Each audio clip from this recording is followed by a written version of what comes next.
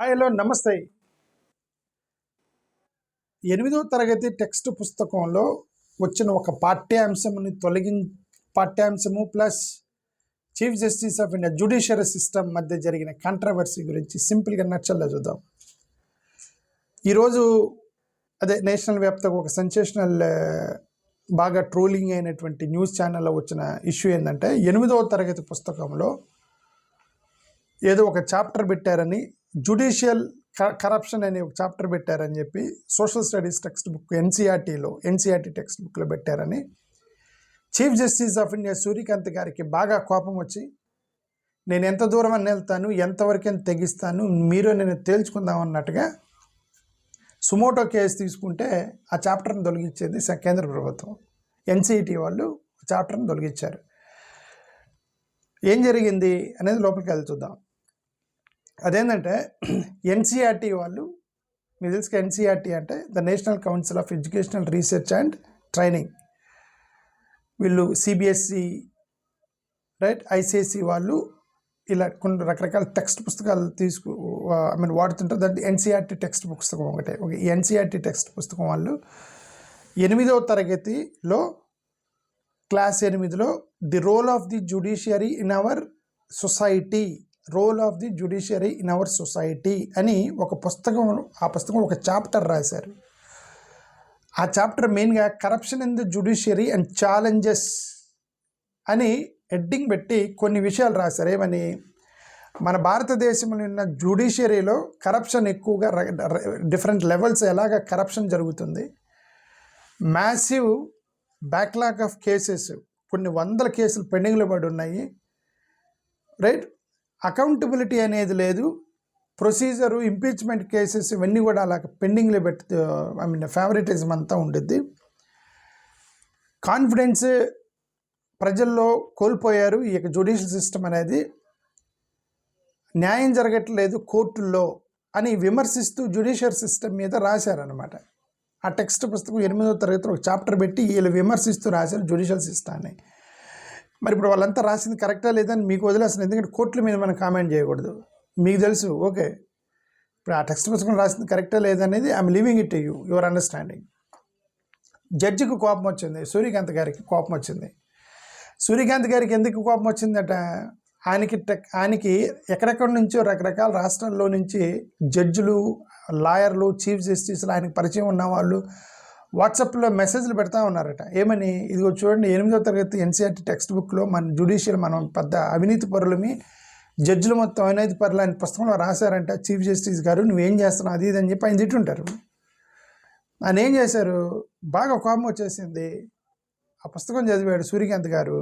చదివి ఈ స్టేట్మెంట్ చేశాడు. ఏమని, ఎవరైనా సరే జ్యుడిషియల్ సిస్టాన్ని మీరు డిఫేమ్ చేస్తానంటే, ఇంటిగ్రిటీని కాపాడుతానంటే నేను ఎంత దాకన్నా వెళ్తాను అని, ఇది deep rooted calculated attack on judicial system. ఇది చాలా సీరియస్ మ్యాటర్. ఇది ఎంత పెద్ద ఇష్యూ అయినా సరే, ఎంత దేశవ్యాప్తంగా సంచలనం సృష్టించినా సరే నేను దీన్ని ఊరుకునేది లేదని సుమోటో కేసు పెట్టాడు chief justice. Okay, suo motu case పెడితే సుప్రీంకోర్టు కేసు పెట్టిన అర్ధగంటలో కేంద్ర ప్రభుత్వం నుంచి స్టేట్మెంట్ వచ్చింది. ఏమని, మేము ఆ చాప్టర్ని తొలగిస్తున్నామని. కోర్టులో కేసు అయ్యగానే సుమోటో కేసు చీఫ్ జస్టిస్ కేంద్ర ప్రభుత్వం విత్డ్రా చేసుకుంది 8వ తరగతి టెక్స్ట్ బుక్ నుంచి చాప్టర్ తొలగిస్తున్నామని. ఓకే, ఇప్పుడు ఈయన కాకుండా ఇవరు జస్టిస్ జయమాల్యా బాగ్చి అనే ఆయన కూడా చాలా సీరియస్గా రెస్పాండ్ అయ్యాడు. ఇది బేసిక్ స్ట్రక్చర్ ఆఫ్ కాన్స్టిట్యూషన్కి వ్యతిరేకం, ఇలాంటి చాప్టర్లు పెట్టడం, 8వ తరగతి పిల్లోడికి చెప్పడం ఏంటి, కోర్టులో అవినీతి జరుగుతుందని. ఓకే, కొంతమంది అడ్వకేట్లు కూడా రెస్పాండ్ అయ్యారు. కపిల్ సిబల్ గారు రెస్పాండ్ అయ్యారు. ఈ కపిల్ సిబల్ గారు ఏమన్నారంటే, ఇది అన్ని చోట్ల జరుగుతుంది, చాలా డిస్టర్బింగ్, ఇది కేవలం కోర్టులను మాత్రమే మీరు కరప్టెడ్ అని చెప్పి పుస్తకాలు ప్రింట్ చేయడం పొరపాటు అని చెప్పి ఆయన అన్నాడు. అభిషేక్ మణి సింఘ్వి అని ఆయన సీనియర్ అడ్వకేట్. ఆయన ఏమన్నాడంటే, రాజకీయాల్లో కరప్షన్ జరిగిద్ది, మీరు వాళ్ళ మీద ఎందుకు రాయలేదు, రాజకీయాల్లో కరప్షన్ జరిగిద్ది అని చాప్టర్ ఎందుకు పెట్టలేదు, పోలీసులు లంచాలు తీసుకుంటారు వాళ్ళకి ఎందుకు చెప్పలేదు, మీరు పోలీస్ స్టేషన్లో లంచాలు జరుగుతాయని చాప్టర్ ఎందుకు పెట్టి పిల్లలకి ఎందుకు చెప్పట్లేదు మీరు.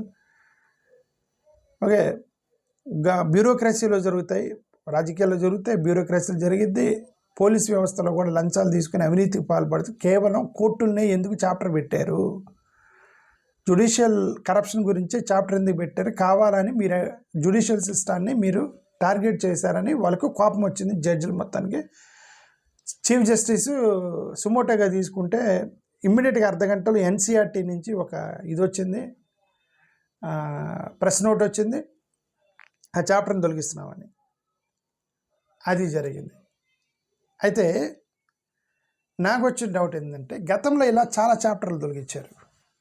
కొంతమంది రాజకీయ నాయకులు కూడా, ఇప్పుడు ఎవరు అశ్విని కుమార్ అని ఆయన కూడా రెస్పాండ్ అయ్యాడు. అశ్విని కుమార్ ఈయన పొలిటీషియన్, ఆయన నేను ఖండిస్తున్నాను అది ఇది అన్నాడు. తారీఖ్ అన్వర్ ఇతను కూడా సిజేఐ మంచి పని చేశాడు అన్నాడు. సరే, కపిల్ సిబాల్ గారి గురించి మనం ఆల్రెడీ మాట్లాడాం. ఇప్పుడు ఇవే కాకుండా గతంలో ఇంకో కొన్ని చాలా చాప్టర్లు ఎత్తేసారు. గతంలో ఏమంటే మొఘల్ చక్రవర్తుల యొక్క చాప్టర్ని ఎత్తేసారు. 2022-23లో మొఘల్ చక్రవర్తుల గురించి చాప్టర్ ఎత్తేసారు. చాప్టర్ ఎత్తేసి ఎందుకు ఎత్తేసారంటే కోవిడ్ వల్ల పిల్లలకి భారం ఎక్కువైపోయింది, ఆన్లైన్ చదవాల్సి వస్తుంది, అందుకని లోడ్ తగ్గిద్దామని తీసేసాం మొఘల్ చక్రవర్తులు అన్నారు. మరి ఇప్పుడు కోవిడ్ అయిపోయింది కదా, పెట్టారా? పెట్టలా ఇంకా. అంటే అర్థం that is not because of load వల్ల తీసేయాలి. ఇక ముస్లిం చరిత్రను తీసేయాలనుకున్నారు, తీసేశారు. డార్విన్ ఎవల్యూషన్ థియరీ తీసేస్తారు, డార్విన్ సిద్ధాంతాన్ని. డార్విన్ సిద్ధాంతం అంటే ఏంటి? మనిషి కోతి నుంచి వచ్చాడు అనేది డార్విన్ సిద్ధాంతం ఉంది కదా, ఆ సైన్స్ని ఎత్తేసారు. మనిషి కోతి నుంచి, మరి బ్రహ్మ నుంచి వచ్చాడు మనిషి అని చెప్పాలంటే మరి డార్విన్ కోతి నుంచి వచ్చాడని చెప్తున్నాడు కదా, అందుకని ఎత్తేసాను దాన్ని. ఓకే, బ్రహ్మ తల నుంచి బ్రాహ్మణులు ఇట్లా వచ్చారని చెప్పాలంటే ఏం చేయాలి? ఈ డార్విన్ సిద్ధాంతం ఉండకూడదు కదా, ఎత్తేసారు. ఏమైనా ఎందుకు ఎత్తేసారు? మీరు 10th class science text book నుంచి డార్విన్ చాప్టర్ అంటే మేము హైయర్ క్లాస్లో చెప్తామన్నారు. హైయర్ క్లాస్లో వాడు సైన్స్ తీసుకుంటాడో మ్యాథ్స్ తీసుకుంటాడో హెచ్ఈసీకి వెళ్తాడో మీకేం తెలుసు? ఈ బేసిక్ కాన్సెప్ట్స్ చెప్పాల్సింది లెస్ దెన్ 10th క్లాస్ లోపల కదా, పిల్లలు కదా. 10th క్లాస్లో ఎత్తేసి మేము హైయర్ సైన్స్ చెప్తాము అన్నారు. అంటే ఎవడన్నా సైన్స్ తీసుకుంటే వాడికి చెప్తారు, లేకపోతే లేదని డార్విన్ సిద్ధాంతం. అది కూడా ఏదో 2-3 చాప్టర్లు వేసి వదిలేస్తారు. సో బేసికల్లీ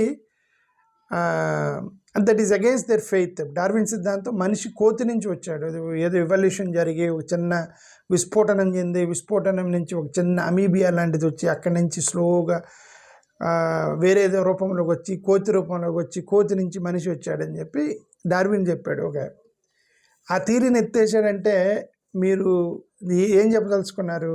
ఈ థీరీ సిద్ధాంతం అంతా వేస్ట్, మీరు చదవద్దు. ఇంకా అదే క్రిస్టియన్స్ అయితే దేవుడు సృష్టించాడు, ముస్లిమ్స్ అయితే కూడా దేవుడు సృష్టించాడు, హిందువులు అయితే బ్రహ్మతల నుంచి వాళ్ళు వచ్చారు, అరికాల నుంచి వచ్చారు, ఇది ఉంది కదా, ఆ థియరీ నుంచి పెట్టాలి. అందుకని ఎవల్యూషన్ థియరీ ఎత్తేసారనమాట. ఆ తర్వాత 2002లో గుజరాత్లో అల్లర్లు జరిగాయి కదా, ఆ చాప్టర్ ఎత్తేసారు. 2002లోనే ఎత్తేస్తారు. ఎందుకంటే 2002లో వాళ్ళ గవర్నమెంట్, అప్పుడు 2004 నుంచి యూపీఏ గవర్నమెంట్ వచ్చింది. ఎమర్జెన్సీలో ఇవన్నీ ఎత్తేసారా? ఇద్దరిని మాత్రం ఎత్తేలా, ఇద్దరిని ఇంకా ఎక్కువ ఎవరెవరు? ఒకటి ఇందిరాగాంధీ మీద ఏం చేశారు? ఎమర్జెన్సీ 1975 ఎమర్జెన్సీ మీద స్పెషల్ చాప్టర్ పెట్టి ఇందిరాగాంధీ ఒక దుర్మార్గురాలు, దుష్టురాలు అని చెప్పి చెప్పుకుంటూ పోయారు. ఇందిరాగాంధీని ఒక విలన్ చేస్తూ చాప్టర్ మార్చారని కాంగ్రెస్ వాళ్ళు గొడవ చేశారు. మీరు 1975 చాప్టర్ పెట్టారు మీరు అని. ఇవన్నీ ఎత్తేసి డార్విన్ సిద్ధాంతము, మొఘల్ చక్రవర్తులు ఎత్తేసి ఇందిరాగాంధీ మీద 1975 చాప్టర్ పెట్టారనమాట. అంబేద్కర్కి సంబంధించిన ఒక కార్టూన్ వేశారు. కార్టూన్ వేస్తే అప్పుడు 11th క్లాస్ టెక్స్ట్ బుక్లో 11వ తరగతి అంటే ఇంటర్ ఫస్ట్ ఇయర్లో పెడితే అప్పుడు దళిత సంఘాలన్నీ గొడవ చేస్తే కార్టూన్ ఎత్తేసి పిక్చర్ వేశారు. ఇప్పుడు సరే, ఇంకా ఔరంగజేబు టిపు సుల్తాన్కి సంబంధించినటువంటి ఆ స్టేట్ బోర్డులో ఏది కర్ణాటక గవర్నమెంట్ బీజేపీ పరిపాలిస్తున్నప్పుడు టిపు సుల్తాను ఔరంగజేబు ఎత్తేసారు. మళ్ళీ ఇప్పుడు సిద్ధరామయ్య వచ్చిన తర్వాత మళ్ళీ ఇంట్రడ్యూస్ చేశాడు ఆ చాప్టర్ని. ఓకే, కాంగ్రెస్ వాళ్ళు వచ్చిన తర్వాత. సో అది కాకుండా కర్ణాటకలో ఇంకోటి కూడా జరిగింది. సావర్కర్ గారు ఉన్నారు కదా, సావర్కర్ గారు పుష్పక విమానం మీద దేశవ్యాప్తంగా పుష్పక విమానం ఎక్కి దేశమంతా తిరిగి చూసి వచ్చాడని రాశారు సావర్కర్ గారి మీద. రాస్తే అక్కడ వాళ్ళు ఇప్పుడు వీళ్ళు గవర్నమెంట్ వచ్చిన తర్వాత అదే సావర్కర్ గారు అంటే పుష్పక విమానం ఎక్కి తిరగటం ఏంటి? అది మన కళ్ళ ముందు పెరిగిన వ్యక్తి కదా. గాంధీ గారు లాగానే సావర్కర్ గారు ఒకరు స్వతంత్ర సమరయోధులు. వీళ్ళంతా మన కళ్ళ ముందు తాళ్ళే పుష్ప విమానం ఎక్కి తిరగటం ఎందుకు రాశారంటే మేము ఆయన గొప్పతనాన్ని వివరించడానికి అలా ఫిక్షనల్గా రాసాము, అంతేగాని ఆయన నిజంగా పుష్ప విమానం ఎక్కి ఒక బర్డ్ ఎక్కి మొత్తం తిరిగాడు ఆయన కాదు అన్నారు. నువ్వు కాదు అని నువ్వు ఇప్పుడు రాసావు. అది ఒక 100 సంవత్సరాల తర్వాత పిల్లోడు నిజమే అనుకొని సావర్కర్ గారు అని ఒక దేవుడు ఉండేవాడు మొత్తం పుష్ప విమానం ఎక్కి తిరిగాడని నమ్ముతాడు కదా. ఓకే, అందుకని వీళ్ళు వచ్చి దాని ఆ చాప్టర్ని తొలగించారు. కాంగ్రెస్ గవర్నమెంట్ వాళ్ళు వచ్చి ఇది సిటిజన్షిప్ అమెండ్మెంట్ యాక్ట్కి సంబంధించి ఒక చాప్టర్ అంటే ఒక పారాగ్రాఫ్ ఎక్కడ ఉంటే దాన్ని మార్చారు. కర్ణాటక హిజాబ్ ఇష్యూని కూడా ఎక్కడో అల్లర్లకు సంబంధించి టెక్స్ట్ బుక్లు ఆ రెఫరెన్స్లు అవన్నీ మార్చుకుంటూ వచ్చారండి.